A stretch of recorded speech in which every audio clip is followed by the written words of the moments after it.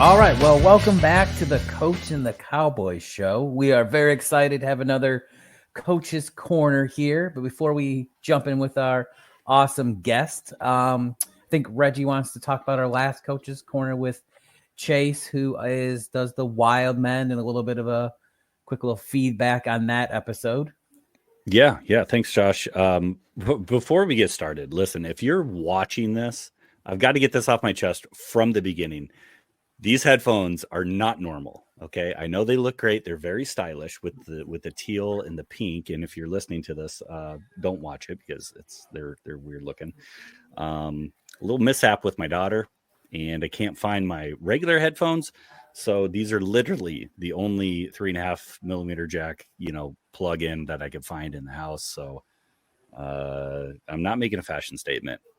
These are not my regular ones. It's just the way it is today. So anyways, back to our regular scheduled program.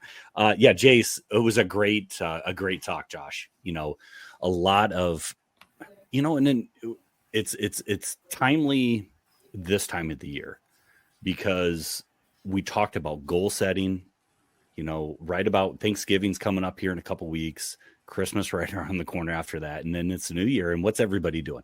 They're looking at goals. They're looking at how can I improve myself? I want to get to the gym. I want to do this financially. I want to do this with my job. I want to do this with my spouse or whatever it may be.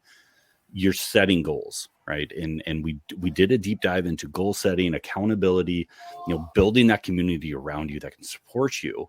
And also we went deeper into it, was the power of vulnerability, which was a really cool talk. And I know Jace had a lot of great stuff to talk about on the regular podcast. And a little plug, hey, if you're not a part of our Patreon community, head over to Patreon. Just look up Coach Cowboy Show and we'll be right there. It's what, $5 a month or something like that, but you get exclusive content to Patreon. We go in deeper level. So definitely want to check that out. Go over to Patreon to look at that. And some other, kind of real quick, Josh, before we start diving in with Don, is we got a seminar coming up and we're super excited about it. We're pounding out all the details. It's going to happen late January. So it's an early plug for that. So be on the lookout for it. But we're kind of finalizing everything with that. So we're excited to announce that here, hopefully within the next couple weeks, have all that together. And we're going to have a new website. I know we were just talking. We've got our Facebook just got a facelift. We got pictures. We got our logo up there. I mean, this is starting to get legitimate. It's starting to get legitimate, and I like it. I like it a lot. So, but like I said, episode 18, Coach's Corner Jace was a great one, and I'm excited about this one. I know Don personally, and we're looking forward to diving into it. Yeah. All right. So, are you ready for the hot seat tonight, Don? I am ready.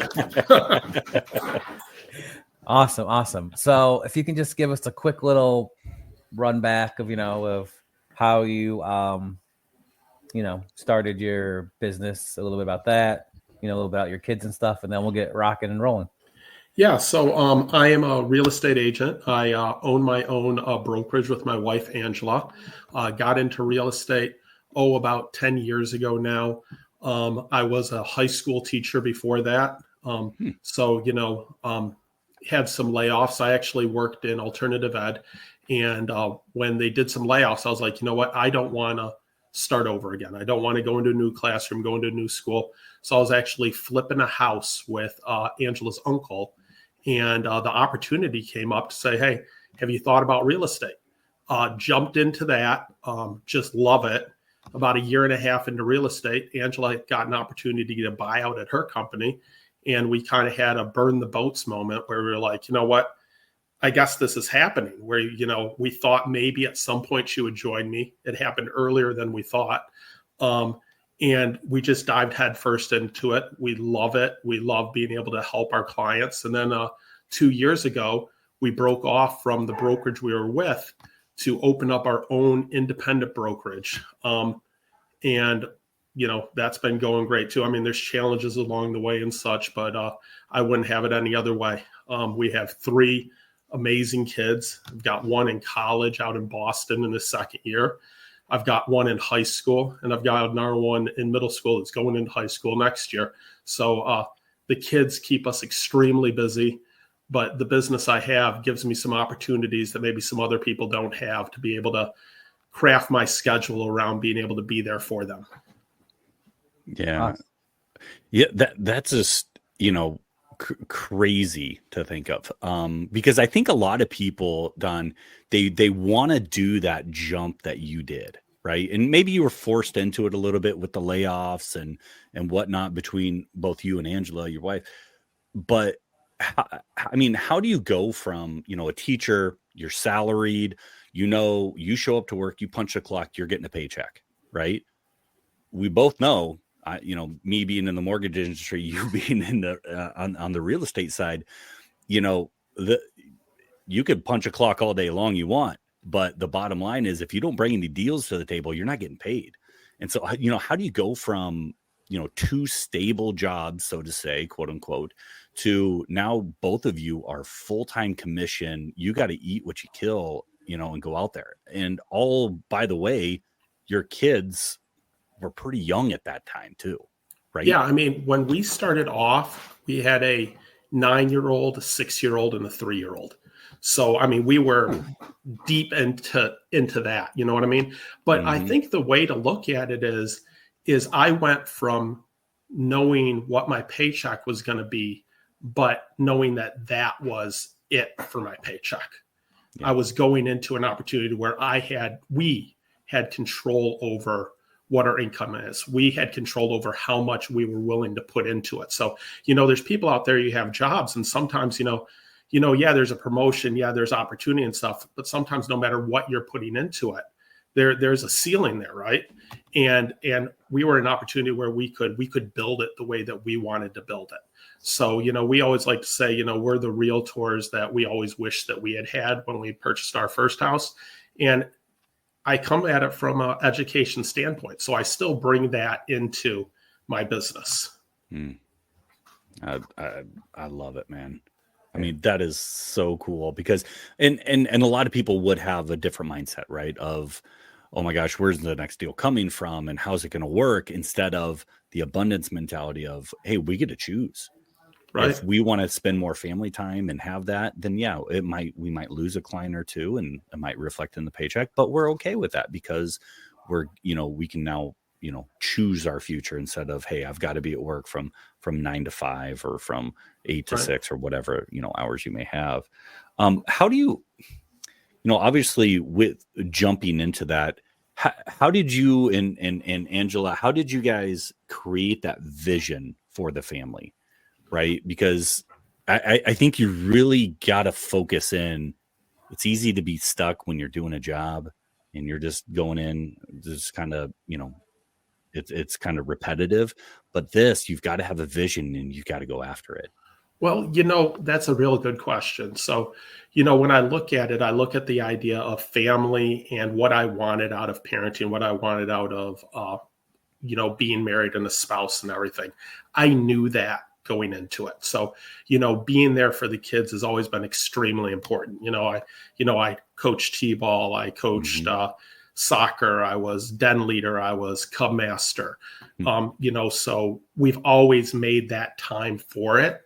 And this just gave us that ability to make sure that we were always there for that time. I mean, I wasn't missing anything before, and I sure as heck haven't been missing anything after that. It just gave you an opportunity to connect in a different way where, that first year when I wasn't teaching, the one thing I was able to do that I was never able to do before is volunteer in the classroom. Sure. So that was like a huge aha difference of like, wow, now it's opened up even more opportunity. Yeah, for sure. Let's stick on that path because it made me think of something. So I know you have all, your different kids. I know all of them, and they're all, college, high school, middle school, about to hit high school. But with the different stages, how do you connect with each of them individually? Like, how do you take time to do that? Because that's really, important thing because you have, that different gap and everything, Right. I mean, you connect with them differently because they're different. So you need to, come at them where they're at. but a lot of it just has to do with taking the time, when they're getting their driver's license, taking that time to go out and take drives with them and have those conversations and such, to be involved in the things that they're in, and to know that, they know that you're going to be there for them. Because when they get to that, they're at that cheer event, or they're, at that marching band event, they know that you're going to be there in the stands, right? So it gives you different opportunities, but they also know, because you're there for so much and everything, that you need your time as well. So it's this whole, like, if I guess it's really hard to say exactly how I set it up. It's more of, I had an idea when I was starting off that I was going to be present. And if you're present and you're there to have those opportunities, to have those conversations, I think the rest of it kind of falls into place, because you built that up when they're small. So then when they hit the teenage years, you kind of have a cushion there of like, okay, I've done this and I know what's going on and everything. So now I'm able to be there at this new stage, which, to anyone out there that doesn't have a teenager yet, it changes.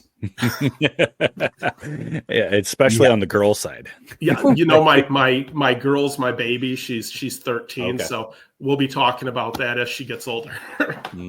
Yeah, and a lot of our audience is, either they could be married too, for sure, but definitely we're looking at guys that feel lost. Maybe they've gone through stuff. Maybe they've gone through a divorce. Maybe they've gone through separation, or they're single, or whatever it is, right?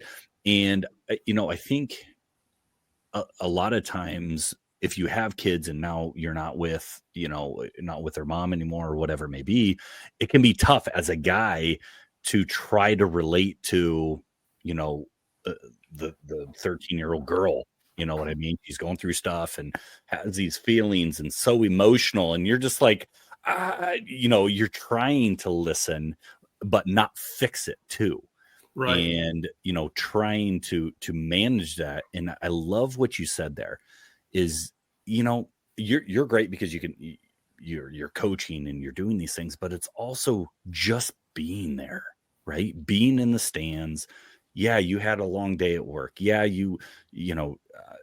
just got off this trip or whatever it may be, but you decided to show up to your kids' practice. You decided to show up to their game or whatever it may be. Even if you caught the last half of it or the last quarter or whatever it may be, it's still important that you were there and present. Well, 100%. So, I mean, you guys might not know, I came from a divorced family. Okay. So, my parents got divorced when I was 7 years old. I have a great stepdad that was there for stuff, but my dad wasn't there for stuff. So I come into it understanding that, and it's the interesting thing, and I don't vocalize it to my kids and such, but we all remember being kids, right? We don't remember the dozens of times they were there in the stands, but we remember the time that they weren't there. That's 100%. That's so true. Speaking of that, how do I want to put this? What advice would you give like other dads juggling a new career or their career and family life? Because, you're juggling a ton. Since I know you've got a lot of things going on, Be open about it. Let them know what's going on. Hiding the stress that you have and the things that you have going on in your life doesn't help your spouse, and it doesn't help your kids, because then they don't understand why you are stressed out or why you're not there, or what's going on and everything. So if you're open with them about it and you're letting them know what's going on in your life, then they can become part of the solution instead of potentially part of any kind of problem or stress that you have, because they want to help. Mm-hmm. And I don't think it's necessarily you're going to them and they're going to give you some angle of looking at it or whatever it may be. It's like, hey, I'm not telling you this for advice, but it creates that two-way highway, right? That a deeper connection can happen. Because if you're the only one that's going to show up for your kid and to be there for them and everything, that's great. But what about the reverse? Now, your child has to learn how to listen to you and empathize with you and learn how to cope with stress and realize that, life isn't always, sunshine and butterflies, and that's the one thing I think after, my situation is bad stuff is going to happen. And me having 4 kids and Don, I hope it doesn't happen to you, but odds are one of us and Josh too, one of our kids is going to experience a divorce. They're going to experience, some type of a death, close to them or something. It's just, that's what the odds are. And I think if you can relate to your kids and show your emotion, not crazy, and sometimes you got to shield it a little bit, but it creates that, hey, I can get through this because dad went through this. I can get through this because mom and dad, or mom went through this, and I can find, what, they figured it out and we found a way to. So I think that's extremely, extremely valuable. No, I mean, I guess it's kind of about modeling behavior too. Mm-hmm. They learn by seeing what it is you're doing, right? Mm-hmm. So if you're letting them in on the inside of what that is, then they can take from that experience that when they go through similar things or different things, they have something to draw on. Yeah, and kind of, tailing off of that, how do you involve family with business? I mean, obviously, when you're showing houses and doing things, I don't know if you still do. Do you still do flips and stuff? No, I haven't done a flip in a long time. So maybe sometime in the future. But a lot of times, do you have your kids come around and with you when you're looking at houses? I mean, not like all the time, but no. I mean, they have a couple times. My daughter Evie, she's done it more. I think that if there was one that was going to get into the business, maybe she would, or maybe my middle one, Colin, would. But I think a lot of it is just, again, they know what's going on. I mean, I take them to, they've gone to Realtor Ring Day. They've done Gleaners with us. They've come out and, done some stuff at the office and such. But, I haven't really taken them out on showing so much. But that being said, they have an understanding of what my business is. They know the hours that it takes. And they know that, sometimes dad's at his desk working late at night. But they also know they can come into the room and they can talk to me if need be. Mm-hmm. What kind of spurred the jump, right? Because you've had 2 jumps that you talked about. You jump from the traditional career, like I said, salary, whatever it is, to now you're a realtor and you're working for a pretty big brokerage, very well named. And it's a great company, right? But then you make a decision of, what, I want to go out on my own even more and start my own brokerage and everything, and not have the support of the big parent company and all that stuff. Like, what prompted that, and talk about how that has impacted your family, because I'm sure it wasn't just a switch and just, I just changed my cards and here we go. This is it. Right. I mean, that was a huge decision to say, nope, not only am I quitting my, I'm not going back to teaching and everything, but now I'm just going to start my own company, literally. Right. I mean, well, that was a process. So, I mean, I'm education based. So both me and my wife, we got our broker's license fairly early. So you can get your broker's license 3 years into real estate if you've closed a minimum of 15 deals. So 5 deals a year, 3 years in. And then you're taking an 80-hour course and you're taking some extra tests and stuff from that. So I got my broker's license exactly 3 years in, as quickly as I could. I got that, and then I was involved in the brokerage I was at, and they're a great brokerage, like you said, very big and such. I was on their leadership team. I did education for them and such. But you reach a point where you realize that you're answering all the questions before you're asking the questions. So, the last year and a half, 2 years, I would go to the broker, and I wasn't going to the broker anymore to say, what do I do about this? It was, saying, this is what I think. Am I correct? And, 9 times out of 10, maybe even more than that, I was the advice I had for myself was the advice that he was going to be giving me anyway. So then I looked at it and I was like, okay, now's the time to break out on my own and have a more personal voice for my clients, right? So we get to structure what the business looks like. We get to structure what the mission is, because one of the interesting things in real estate is a lot of people are building teams, and you're kind of like an independent within a brokerage. So all of a sudden I realized, like, I'm truly independent. I can be on my own. We can do this, right? Mm-hmm. And it was a big leap for us to do that. But I mean, looking back on it, it was one of the best things we've done, because, I just feel like I have a better independence within my business, and I feel like I'm able to turn on a dime if need be, but I'm able to give better support to my clients.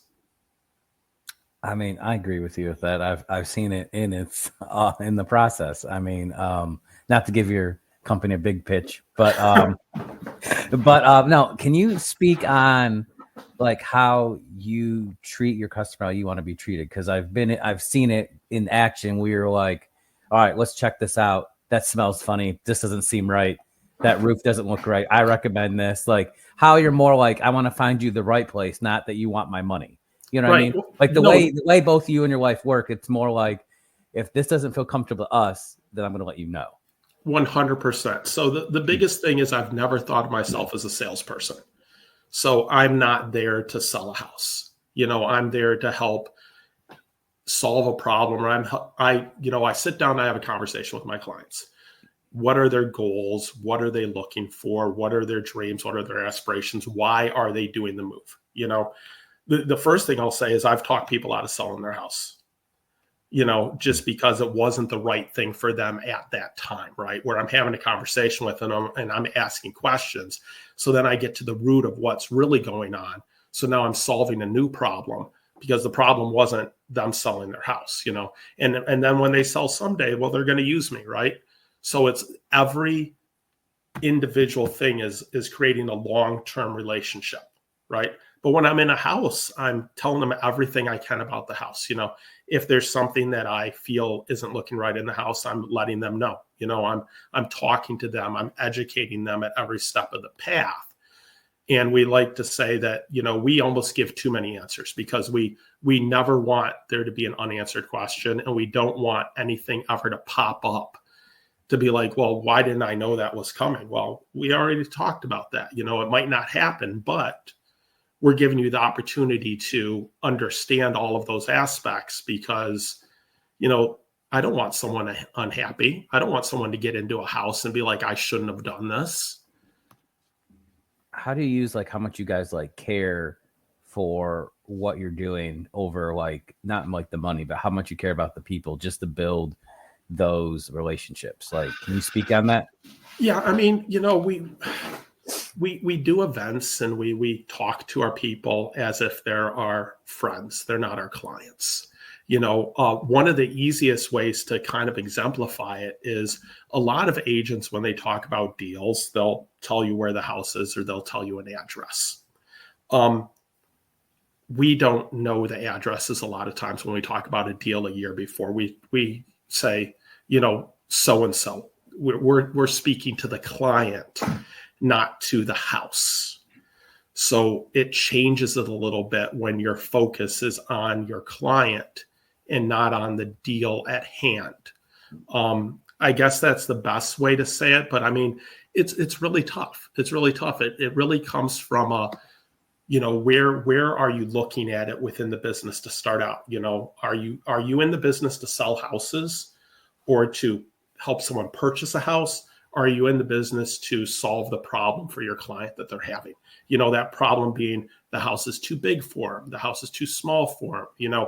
They can't take stairs anymore, and then you're dealing with people sometimes where it's a traumatic experience. They're selling their parents' house because they just lost a parent, or the parent is going into assisted living, or, there's so many different things. There's a divorce, and now they have to sell the house, or they can't make their bills anymore. So there's so much behind each transaction.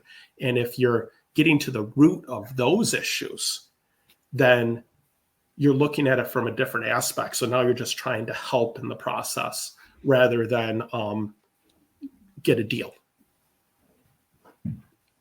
Yeah, and I think a lot of what I'm hearing, and I don't think it's been said yet, is when you're balancing. I just wrote down balance and boundaries, right? Like you've got a balance between personal life and professional life and your marriage and the kids relationship and your own taking care of yourself and whatever. So I guess setting up those boundaries so you can have that balance in your life, because real estate is a very demanding, Right. career, 1,000%. I mean, 100. you'll get text at 10 o'clock at night. Hey, Don, is this house on the market? Is it still available? Can we go see it tomorrow morning? Can we go see it? We were just talking pre-show, you got done writing an offer that came in, or, writing up an offer that, you found out that they wanted to do, a couple hours before. 100%. Well, one of the great things is my clients understand that A, I have a personal life, but B, I have other clients, right? Mm-hmm. So if I say, hey, I can't meet you at that time, I have an appointment, they're not going to ask me what that appointment is. That appointment may be going out to dinner with my wife. It may be going to a high school football game. It may be parent-teacher conferences. But the thing is people understand that you have a personal life. And for people out there that are work, and they're just so dug into it, understand that you're allowed to have a life outside of that. And it's on you to establish those boundaries and to say, this is what I'm willing to do. This is what I'm not willing to do, because no one's going to fault you for having a date night or going to your kids' stuff or taking some personal time for yourself to go hunting for the day or to go out and shoot some hoops or have a round of golf. You're allowed to have those things. You just have to decide for yourself that they're important to you, and people will respect that. Yeah. And I think in my own personal life, it's all about communication. Oh, yes. And, hey, you're not being a jerk about it. And I think that's something you got to tell yourself. You're not letting people down because you want to go to your kid's game and you get a text about work or you get a text about something. And it's like, no, listen, you're here, be present, and then communicate with them. Hey, I'm tied up for the next hour. I'm at an appointment. I'm at my kid's soccer game. I'm on a date with my wife, or whatever it is. If you want to say what it is, or you just say an appointment, that's a good little tip too. And then I think the key with this is, if you say that, give me an hour, give me 2 hours, I'll get to you tonight. Then you do that, right? You follow through with what you say you're going to do, because then they're like, oh, okay, I see. He has boundaries. That's good. But he's also committed to his word because he got back to me. Right. And I think that is so huge. And some of you guys might be listening and be like, oh, I'm not a realtor. This doesn't pertain to me. This is all, work stuff and career and how to balance it. Because with all this work from home stuff, right, it is so easy to stay on your laptop, to, get sucked into something like that, or even, other things you've got going on. You've got to have boundaries and you got to have balance with that. I just want to know how do you fit in time for your self-care, right? Because you wear multiple hats and a lot of stuff going on. How do you fit in time for Dawn, right? Where I schedule it. I play golf, so I'm in a men's league. Okay. Yeah, so okay. During the summer, I golf every Tuesday. Yep. And I don't make any appointments that night because I golf. And starting this year, I got in with a really good group that they do a pre-9. So now instead of shooting 9 holes every Tuesday, I'm shooting 18 holes every Tuesday. So I just, and my game's getting better, which is great. But, I try to schedule that time. It's interesting. So, you guys know I love college football. I am all over college football. So the first few years in real estate, I missed a lot of college football. But you know what? I have an appointment when Michigan State is playing. You take that time for yourself and you realize that it's okay to set some personal time aside. Well, and it recharges you. Yeah. And I don't know if that's a good appointment or a bad appointment that you put yourself through the Michigan State viewing. Yes. Well, he loves it. It's been a rough couple years. He's loving it right now. It's all night games. What more could you want? That's right. Yeah. No problems this year. Oh man. So let's talk a little bit of college football. What's your take this year? This is the first year of the 12-team playoff. Here we are. What is it? Week 11, week 12, something like that.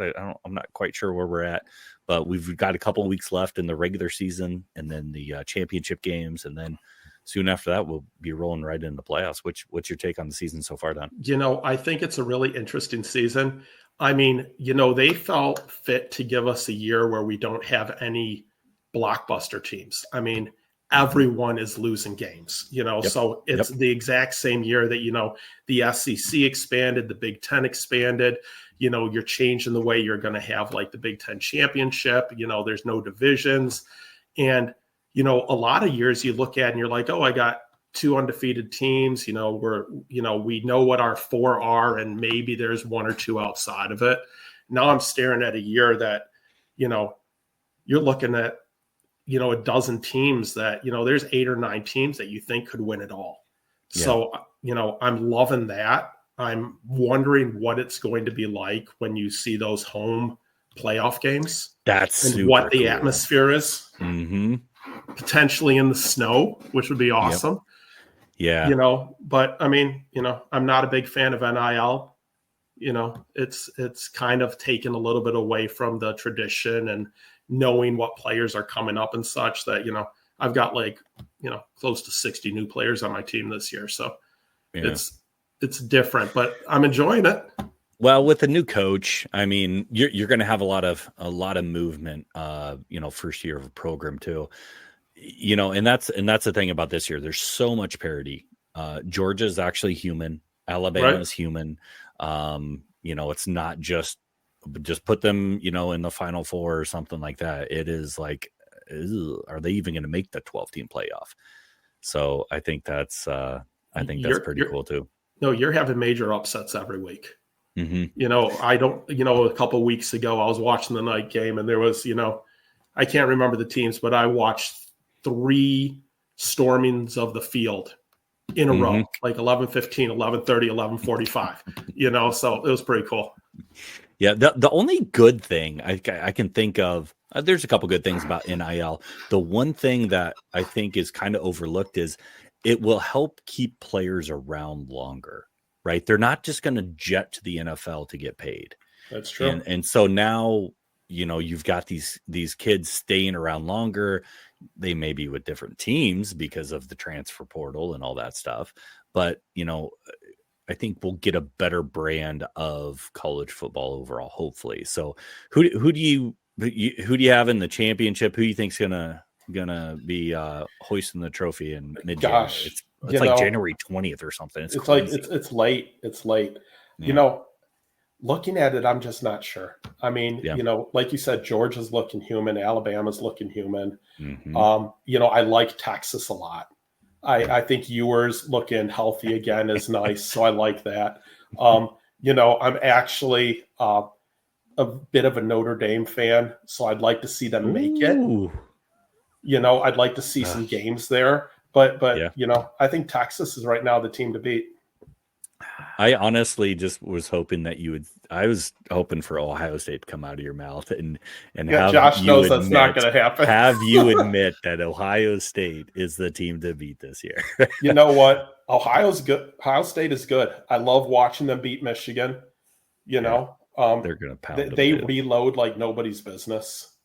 So that's they're good. We paid a pretty penny. We paid a pretty penny for that. Yeah. Well, there you go.